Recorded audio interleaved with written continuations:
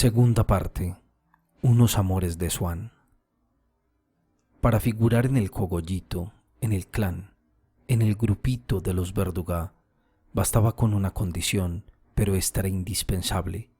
prestar tácita adhesión a un credo cuyo primer artículo rezaba que el pianista, protegido aquel año por la señora de Verduga, aquel pianista de quien decía ella no debía permitirse tocar a Wagner tan bien, se cargaba a la vez a Planté y a Rubinstein, y que el doctor Cotta tenía más diagnóstico que Potin. Todo recluta nuevo, que no se dejaba convencer por los Verduga de que las reuniones que daban las personas que no iban a su casa eran más aburridas que el ver llover, era inmediatamente excluido. Como las mujeres se rebelaban a este respecto más que los hombres a deponer toda curiosidad mundana y a renunciar al deseo de enterarse por sí mismas de los atractivos de otros salones, y como los Verduga se daban cuenta de que ese espíritu crítico podía, al contagiarse, ser fatal para la ortodoxia de la pequeña iglesia suya, poco a poco fueron echando a todos los fieles del sexo femenino. Aparte de la mujer del doctor, una señora joven, aquel año estaban casi reducidos. Aunque la señora de Verduga era muy virtuosa y pertenecía a una riquísima familia de la clase media, con la que había ido cesando poco a poco todo trato, a una persona casi perteneciente al mundo galante, la señora de Crécy, a la que llamaba la señora de Verduga por su nombre de pila, Odette, y la consideraba como un encanto, y a la tía del pianista, que debía de estar muy al tanto de las costumbres de portal y escalera, personas ambas que no sabían nada del gran mundo y de tan gran candidez que fue muy fácil convencerlas de que la princesa de Segan y la duquesa de Guermantes tenían que pagar a unos cuantos infelices para no tener desiertas sus mesas, tanto que si aquellas dos grandes señoras hubieran invitado a la exportera y a la demi-mondaine, habrían recibido una desdeñosa negativa. Los Verduga no daban comidas, siempre había en su casa cubierto puesto. No se hacían programas para la reunión de después de cenar. El pianista tocaba, pero solo si le daba por ahí, porque allí no se obligaba a nadie. Ya lo decía el señor Verduga: todo por los amigos, vivan los camaradas. Si el pianista quería tocar la cabalgata de la Valquiria o el preludio de Tristán, la señora de Verduga protestaba, no porque esa música la desagradara, sino porque, al contrario, la impresionaba demasiado. «Es que se empeña usted en que tenga jaqueca. Ya sabe usted que cada vez que toca eso pasa lo mismo. Mañana, cuando quiera levantarme, se acabó, ya no soy nada». Si no se tocaba el piano, había charla, y algún amigo, por lo general el pintor favorito de Tanda, soltaba, como decía Verduga, una paparrucha fenomenal que retorcía a todos de risa, sobre todo a la señora de Verduga, tan aficionada a tomar en sentido propio las expresiones figuradas de sus emociones, que una vez el doctor Cotta, entonces joven principiante, tuvo que ponerle en su sitio una mandíbula que se le había desencajado a fuerza de reír. Estaba prohibido el frac, porque allí todos eran camaradas,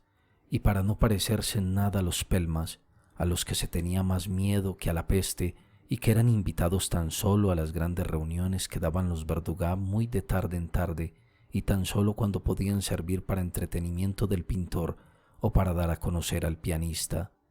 El resto del tiempo se contentaban con representar charadas, cenar vestidos con los disfraces, pero en la intimidad y sin introducir ningún extraño al cogollito. Pero a medida que los camaradas iban tomando más importancia en la vida de la señora de Verduga, el dictado de Pelma y de Réprobo lo aplicaba a todo lo que impedía a los amigos que fueran a su casa, a lo que los llamaba a otra parte, a la madre de éste, a la profesión de aquel o a la casa de campo y salud delicada de un tercero. Cuando el doctor Cotta se levantaba de la mesa y consideraba imprescindible salir para ir a ver a un enfermo grave,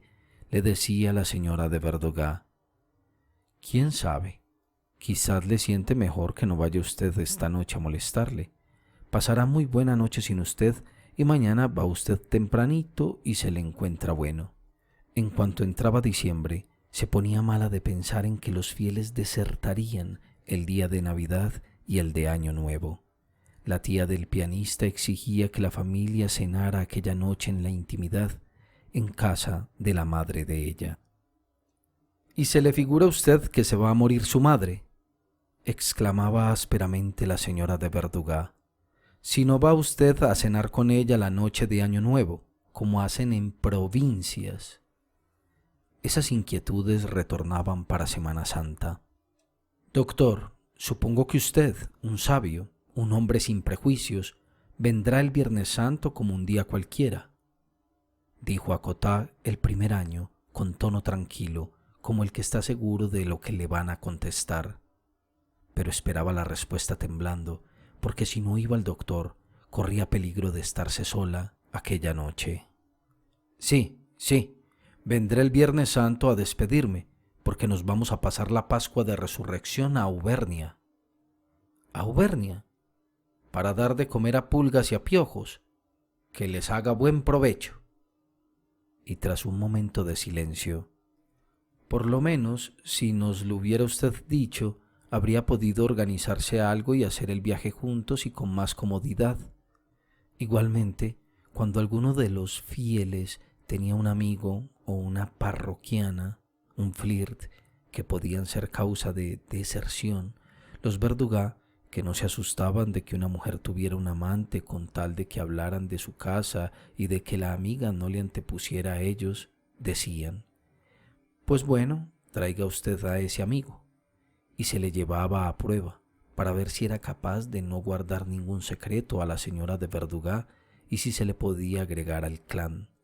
En caso desfavorable, se llamaba aparte al fiel que le había presentado y se le hacía el favor de malquistarle con su amigo o su querida, y en caso favorable, el nuevo pasaba a ser fiel.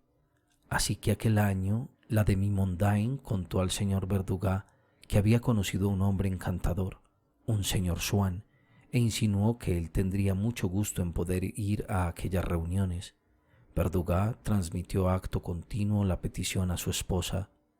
Nunca opinaba hasta que ella había opinado, y su misión particular era poner en ejecución los deseos de su mujer y los de los fieles con gran riqueza de ingenio. «Aquí tienes a la señora de Crécy, que te quiere pedir una cosa. Le gustaría presentarte a un amigo suyo, el señor Swann. ¿Qué te parece?» «Pero vamos a ver, ¿se puede negar algo a una preciosidad como esta?» «Sí, preciosidad. Usted cállese, no se le pregunta su opinión». «Bueno, como usted quiera», contestó Odette en tono de discreteo. «Ya sabe usted que yo ando fishing for compliments». «Bueno, pues traiga usted a su amigo, si es simpático». Claro que el cogollito no guardaba ninguna relación con la clase social en que se movía Swann, y un puro hombre de mundo hubiera considerado que no valía la pena de gozar una posición excepcional como la de Swann para ir luego a que le presentaran en casa de los Verduga. Pero a Swann le gustaban tanto las mujeres que cuando trató a casi todas las de la aristocracia y las conoció bien, ya no consideró aquellas cartas de naturalización, casi títulos de nobleza, que le había otorgado el barrio de Saint-Germain, más que como una especie de valor de cambio, de letra de crédito, que por sí no valía nada,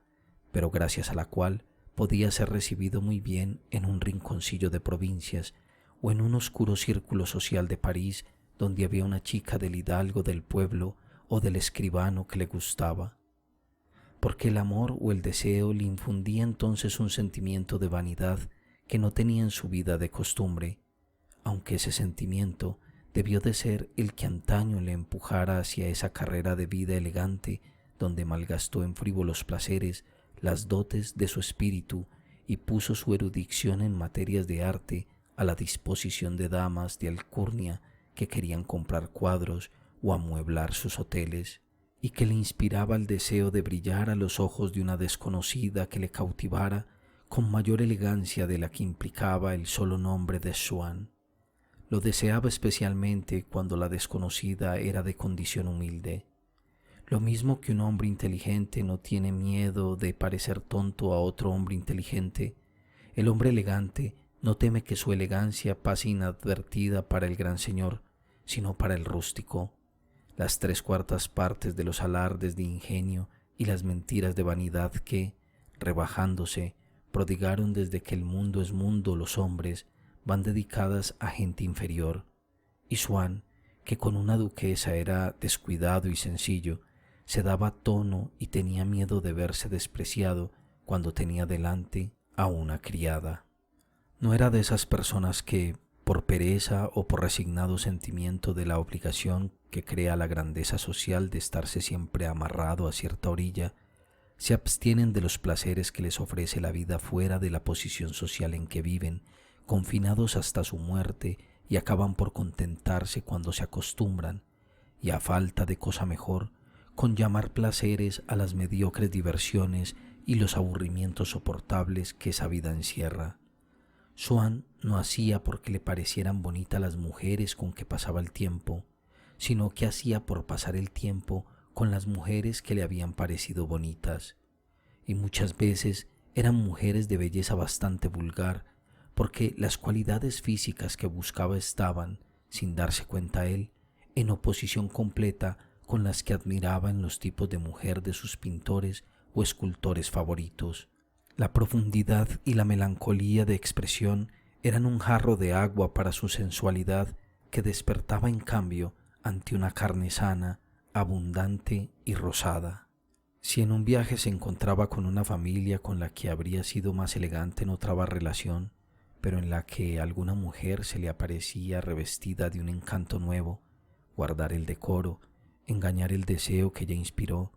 sustituir con un placer distinto el que habría podido sacar de esa mujer escribiendo una antigua querida suya para que fuera a reunírsele, le hubiera parecido una abdicación tan cobarde ante la vida, una renuncia tan estúpida a un placer nuevo, como si en vez de viajar si estuviera encerrado en su cuarto viendo vistas de París. No se encerraba en el edificio de sus relaciones, sino que había hecho de él, para poder alzarle de nuevo desde su base y a costa de nuevas fatigas en cualquier parte donde hubiera una mujer que le gustaba, una tienda desmontable como las que llevan los exploradores, y consideraba sin valor, por envidiable que a otros pareciera, todo lo que tenía traducción o cambio a un placer nuevo y con un placer nuevo. Muchas veces su crédito con una duquesa, formado en los muchos deseos que la dama había tenido durante años y años de serle agradable, sin encontrar nunca la ocasión, se venía abajo de un golpe porque Swann la pedía, en un indiscreto telegrama, una recomendación telegráfica que inmediatamente le pusiera en relación con un intendente suyo que tenía una hija que había llamado la atención a Swann en el campo, comportamiento semejante al del hambriento que da un diamante por un pedazo de pan. Y aquello, después de hecho, le divertía muchas veces porque tenía Swann, contrapesada por sutiles delicadezas, cierta cazurrería. Pertenecía a esa clase de hombres inteligentes que viven sin hacer nada, en ociosidad, y buscan consuelo y acaso excusa en la idea de que esa ociosidad ofrece a su inteligencia temas tan dignos de interés como el arte o el estudio, y que la vida contiene situaciones más interesantes y novelescas que todas las novelas, y así se lo aseguraba y convencía de ello a sus más finos amigos, especialmente al barón de Charlus, al cual divertía mucho contándole aventuras picantes que le habían ocurrido. Por ejemplo, que se encontraba en el tren a una mujer que luego llevaba a su casa y que resultaba ser la hermana de un rey que por entonces tenía en sus manos todos los hilos de la política europea, de lo cual venía él a enterarse perfectamente y de un modo sumamente grato, o que, por un raro juego de circunstancias, dependía de la elección de papa que hiciera el cónclave el que se ganara o no los favores de una cocinera. Y no solo ponía a Swann cínicamente en el trance de servirle de terceros a la brillante falange de viudas, generales y académicos con quienes tenía particular amistad. Todos sus amigos solían recibir, de cuando en cuando, cartas suyas pidiendo una esquela de recomendación o de presentación con una habilidad diplomática tal que, mantenida a través de sus sucesivos amores y pretextos distintos, revelaba, mucho mejor que lo hubieran revelado repetidas torpezas, un carácter permanente y una identidad de objetivos. Muchos años después, cuando empecé a interesarme por su carácter a causa de las semejanzas que en otros aspectos ofrecía con el mío, me gustaba oír contar que cuando escribía Swann a mi abuelo, que todavía no lo era, porque los grandes amores de Swann comenzaron hacia el tiempo en que yo nací y vinieron a cortar esas prácticas,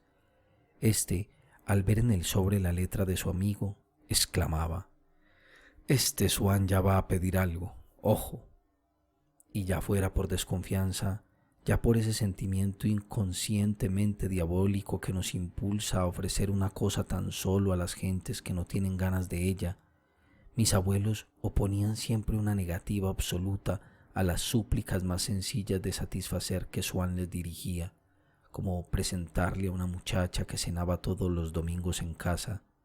y tenían que fingir, cada vez que Swann les hablaba de ella, que apenas si la veían, cuando la verdad era que toda la semana habían estado pensando en la persona a quien podría invitarse el día que iba a casa esa muchacha,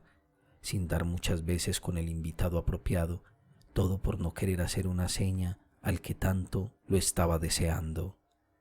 Muchas veces, un matrimonio amigo de mis abuelos que hasta entonces se había estado quejando de que Swann nunca iba a verlos, anunciaba con satisfacción, y quizá con cierto deseo de inspirar envidia, que Swann estaba ahora amabilísimo y no se separaba nunca de ellos. Mi abuelo no quería aguarles la fiesta, pero miraba a mi abuela tarareando: «¿Qué misterio es este? Yo no entiendo nada». O «visión fugitiva». O «en casos semejantes más vale no ver nada». Unos cuantos meses después, cuando mi abuelo preguntaba al nuevo amigo de Swann si seguía viendo a éste tan a menudo, al interlocutor se le alargaba la cara. «Nunca pronuncie usted su nombre en mi presencia». «Pero si yo creía que eran ustedes...». De ese modo fue íntimo durante unos meses de unos primos de mi abuela y cenaba casi a diario en su casa, pero de pronto dejó de ir sin decir una palabra. Ya creyeron que estaba malo y la prima de mi abuela iba a mandar a preguntar por él, cuando se encontró en la despensa una carta que por equivocación había ido a parar al libro de cuentas de la cocinera. En esa carta notificaba a aquella mujer que se marchaba de París y no podría ya ir nunca por allí. Y es que ella era querida suya y en el momento de romper estimó que a ella sola debía avisar. Cuando su querida del momento era, por el contrario, persona del gran mundo, o por lo menos que tenía abiertas sus puertas, aunque fuera de extracción humilde o de posición algo equívoca, Swann entonces volvía a aquel ambiente, pero solo a la órbita particular en que ella se movía, a donde él la llevara. «Esta noche no hay que contar con Swann», se decían, «es la noche de ópera de su dama americana», y lograba que la invitaran a casas aristocráticas de muy difícil acceso, donde él tenía sus costumbres hechas, su comida un día a la semana y su póker todas las noches, después que un leve rizado en su espeso pelo rojo templaba con cierta suavidad el ardor de sus ojos verdes, escogía una flor para el ojal y se iba a cenar a casa de tal o cual señora de sus amistades donde estaría su querida. Y entonces, al pensar en las pruebas de admiración y de amistad que todas aquellas elegantes personas que allí habría y que le miraban a él como árbitro de la elegancia, le iban a prodigar en presencia de la mujer querida, aún encontraba su encanto a esta vida mundana, de la que ya estaba hastiado, sí, pero que en cuanto incorporaba a ella un amor nuevo, se le aparecía bella y preciosa, porque la materia de esa vida se impregnaba y se coloreaba con una llama latente y retozona.